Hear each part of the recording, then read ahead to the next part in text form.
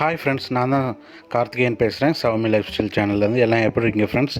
நம்ம இன்றைக்கி ஒரு நல்ல ஃப்ரை ரெசிபி பார்க்க போகிறோம். ஹெல்த்தியான ரெசிபி. இது வந்து ஜிலேபி மீன் ஃப்ரை பார்க்க போகிறோம். இது ஆற்று மீன், ஓகேங்களா? ரொம்ப டேஸ்ட்டாக நல்லாயிருக்கும். வாங்க அதை பார்க்கலாம் எப்படி பண்ணுறதுன்னு. அதுக்கு என்னென்ன தேவையான பொருள்னு பார்த்தலாம். அதுக்கு பூண்டு, இஞ்சி, வரமிளகாய் ப்ளஸ் லெமன், ஓகேங்களா? ஸோ இந்த மீன் வந்து பார்த்திங்கன்னா ஆற்று மீன் இது, ஓகேங்களா? இது வந்து நீட்டாக கழுவி எடுத்துருக்கேன், ஓகேங்களா? இதில் வந்து மேலே வந்து அந்த பாடியில் வந்து பார்த்திங்கன்னா அங்கங்கே அப்படியே ஸ்லைஸ் மாதிரி போட்டுருங்க. ஏன்னா அப்போ தான் மசாலா நல்லா அப்ளை பண்ணுறப்ப நல்லா உள்ளே இறங்கும், சரிங்களா? ஸோ அதை அப்ளை பண்ணிட்டு நான் மறுபடியும் ஒரு டைம் காட்டுறேன். இப்போ என்னென்னு பார்த்துடலாம். தேவையான பொருள்: பூண்டு, இஞ்சி, வரமிளகா, லெமன்,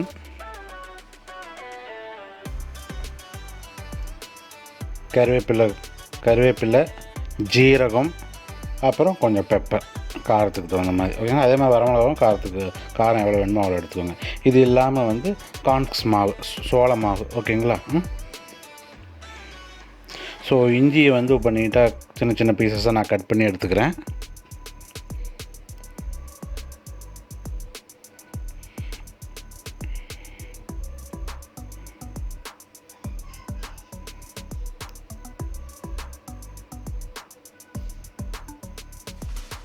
சின்ன சின்னதாக கட் பண்ணிக்கோங்க. இது மிக்சியில் தான் போட போகிறோம், ஓகேங்களா? ஓகே, சில பேர் தோல் எடுத்துகிட்டு போடுவாங்க, நான் அப்படியே போடுறேன், ஓகேங்களா? ப்ளஸ் பாருங்கள், மிக்ஸி ஜாடியில் போட்டேன் பூண்டை, இஞ்சியும் போட்டாச்சு. ஸோ வரமிளகாவும் போடுறேன். வரமிளகா காரத்துக்கு தகுந்த மாதிரி எடுத்துக்கோங்க.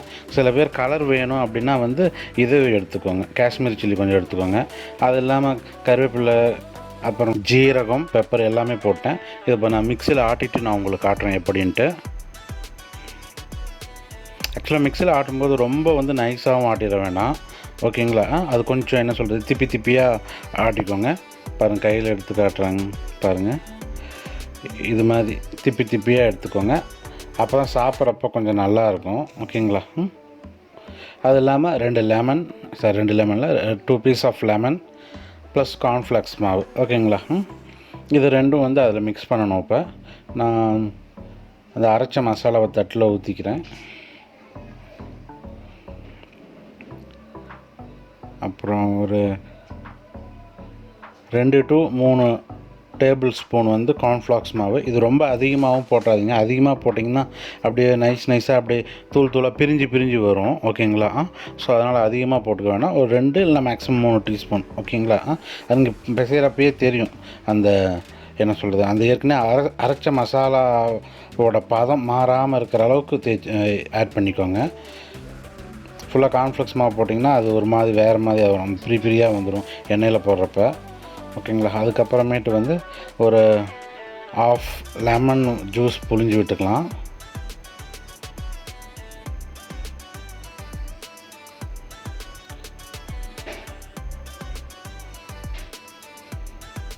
ஏன்னா இது வந்து பார்த்திங்கன்னா சில பேருக்கு வந்து பிடிக்காது. மேலே வந்து அதை ஃப்ரை பண்ணதுக்கு அப்புறமேட்டு தான் கொஞ்சம் அந்த புளிப்பு டேஸ்ட்டாக இருக்கும், சில பேருக்கு பிடிக்காது. அதனால் வந்து இதிலேயே போட்டோம்னா கொஞ்சம் நல்லாயிருக்கும். அதுக்கப்புறமேட்டு வந்து ஃபிஷ்ஷில் வந்து நல்லா அப்ளை பண்ணிக்கலாம், ஓகேங்களா? இந்த மசாலாவெல்லாம் அப்ளை பண்ணுறேன், ஓகேங்களா?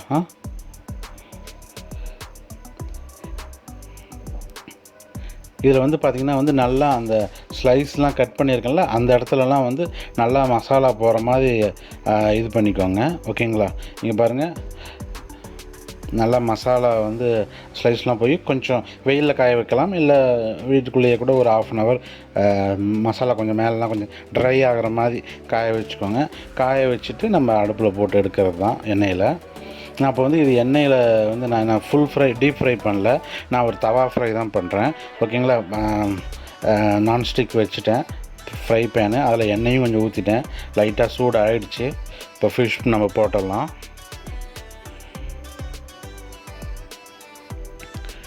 பாருங்கள், வேக ஆரம்பிச்சிடுச்சு. ஆக்சுவலாக நான் இன்றைக்கி எடுத்த ஃபிஷ் வந்து பார்த்திங்கன்னா கொஞ்சம் திக்காக இருந்தது, ரொம்ப ஃப்ளாட்டாக இல்லாமல் கொஞ்சம் திக்காக இருந்தது. அதனால தான் நான் இதை வந்து மூடி வச்சு பண்ணுறேன். ஏன்னா உள்ளே இருக்கிற ஃப்ளஷும் நல்லா வேகணும் இல்லையா, அதுக்காக மூடி வச்சுட்டேன், ஓகேங்களா? இல்லைன்னா நார்மலாக வந்து அது மாதிரி தேவை இருக்காது. அது இல்லாமல் வந்து இந்த ஃப்ளேம் வந்து பார்த்திங்கன்னா ஒரு மீடியம் ஃப்ளேம்லேயே பண்ணுங்கள், இல்லை லோ ஃப்ளேமில் பண்ணுங்கள். ரொம்ப ஹை ஃப்ளேமில் பண்ணிங்கன்னா வெளியே வந்து அந்த மசாலா சீக்கிரம் வந்து தீஞ்சிரும், பட் ஆனால் உள்ளே வேகாது. ஓகேங்களா? ஸோ அதனால் மீடியம் இல்லை லோ ஃப்ளேம்லேயே நீங்கள் பண்ணுங்கள். நான் திருப்பி போட்டேன் ஃபிஷ்ஷை, மறுபடியும் மூடி வச்சுருக்கேன். ஸோ ஆக்சுவலாக நிஜமாலுமே சொல்லணும்னா இந்த மசாலா வேகிறப்ப செமையான ஸ்மெல்லுங்க. சான்ஸே இல்லை, சாப்பிட்ணும் போல் இருக்குது. எப்படி சொல்கிறேன்னு தெரில. இப்போ ஆக்சுவலாக வந்து பாருங்கள் சைடில் நான் நிறுத்தி வைக்கிறேன். ஏன் அப்படின்னா ஃபிஷ் வந்து கொஞ்சம் திக்காக இருந்ததுனால சைட்லேயும் வேகணும் இல்லையா? ஸோ அதனால் வந்து நான் நிறுத்தி வச்சுருக்கேன் சைடில்.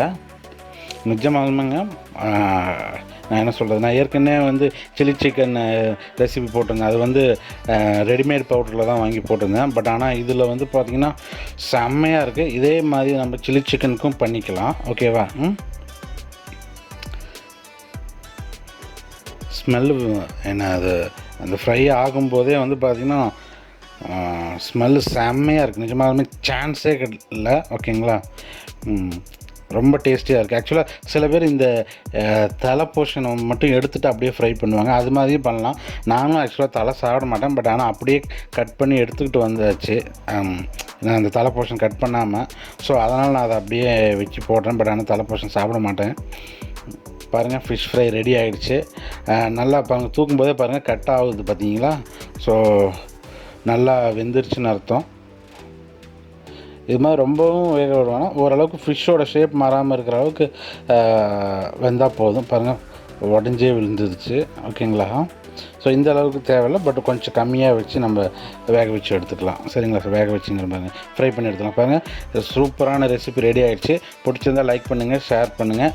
ஓகேங்களா? இன்னொரு வீடியோவில் மறுபடியும் பார்ப்போம். அது வரைக்கும் பாய் ஃப்ரெண்ட்ஸ்.